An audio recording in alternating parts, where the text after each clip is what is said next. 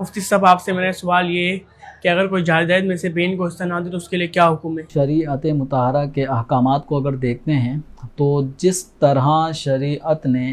کسی بیٹے کو اپنے ماں باپ کے انتقال کے بعد وارث ٹھہرایا ہے تو اسی طرح شریعت مطہرہ نے عورتوں کو بھی وارث ٹھہرایا ہے اپنے ماں باپ کے ترکے میں۔ قرآن پاک میں للرجال نصیب مما ترک الوالدان والاقربون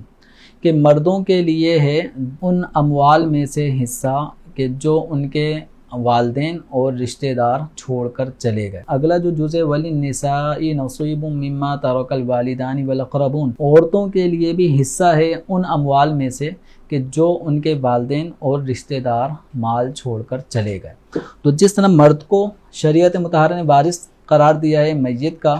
جیسے والدین کے ترکے میں، تو ایسی عورت کو بھی وارث قرار دیا ہے۔ البتہ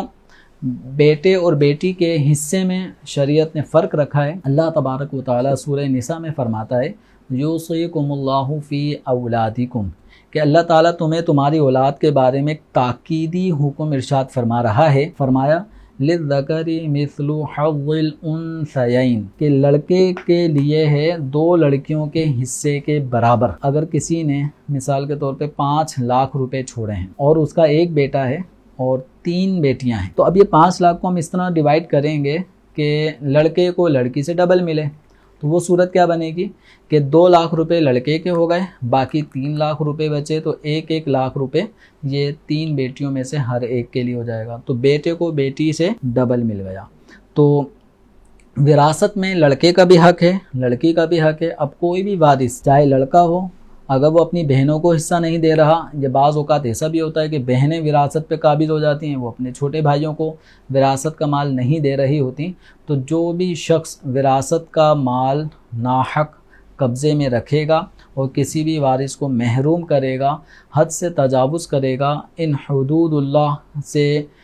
آگے تجاوز کر جائے گا، تو اللہ تبارک و تعالی نے اس کو عذاب نار کی وعید سنائی ہے۔ لہذا مسلمانوں کو چاہیے کہ اپنے دیگر مسلمان جو ورثہ ہیں ان کے حقوق ان کو ادا کریں۔ ایک حدیث مبارکہ میں فرمایا گیا ہے کہ جو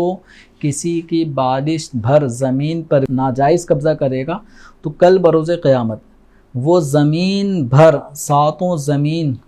تک وہ جتنا اس نے قبضہ کیا ہوگا یہ ساری زمین کل بروز قیامت اس کے گلے میں توق بنا کر ڈال دی جائے گی۔ تو لہذا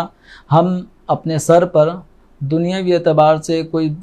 5-10 کلو کا وزن بھی اپنے سر پر اپنے کندھے پر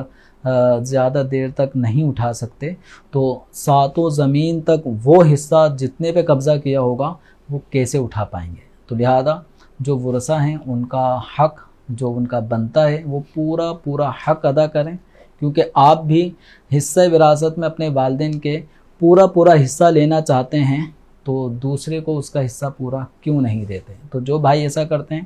وہ اللہ تعالیٰ کی بارگاہ میں سچی توبہ کریں اور اپنی بہنوں کا ترکہ نہ دینے کی صورت میں جو دل دکھایا ہے ان سے معافی بھی طلب کریں اور ان کا جتنا واجبی حق ہے وہ ان کو ادا کریں۔